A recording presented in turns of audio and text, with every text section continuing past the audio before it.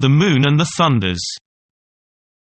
The Sun was a young woman and lived in the east, while her brother, the Moon, lived in the west. The girl had a lover who used to come every month in the dark of the moon to court her. He would come at night, and leave before daylight, and although she talked with him she could not see his face in the dark, and he would not tell her his name, until she was wondering all the time who it could be. At last she hit upon a plan to find out, so the next time he came, as they were sitting together in the dark of the assy, she slyly dipped her hand into the cinders and ashes of the fireplace and rubbed it over his face, saying, "Your face is cold. You must have suffered from the wind," and pretending to be very sorry for him, but he did not know that she had ashes on her hand. After a while he left her and went away again. The next night when the moon came up in the sky his face was covered with spots, and then his sister knew he was the one who had been coming to see her.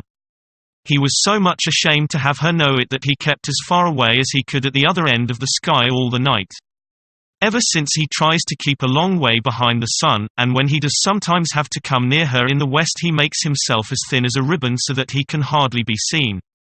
Some old people say that the moon is a ball which was thrown up against the sky in a game a long time ago. They say that two towns were playing against each other, but one of them had the best runners and had almost won the game, when the leader of the other side picked up the ball with his hand. A thing that is not allowed in the game, and tried to throw it to the goal, but it struck against the solid sky vault and was fastened there, to remind players never to cheat.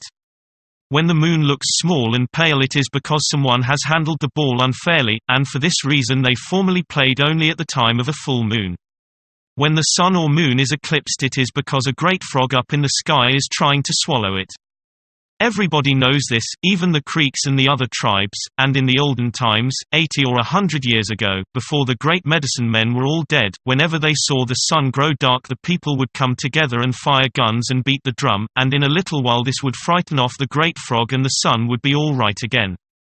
The common people call both sun and moon Nunda, one being Nunda that dwells in the day and the other Nunda that dwells in the night, but the priests call the sun Sutaladi, six-killer, and the moon Ge Yagornga, though nobody knows now what this word means, or why they use these names. Sometimes people ask the moon not to let it rain or snow.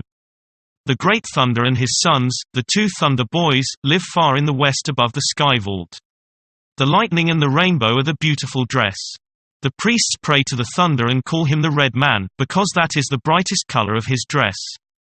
There are other thunders that live lower down, in the cliffs and mountains, and under waterfalls, and travel on invisible bridges from one high peak to another where they have their town houses. The great thunders above the sky are kind and helpful when we pray to them, but these others are always plotting mischief. One must not point at the rainbow, or one's finger will swell at the lower joint.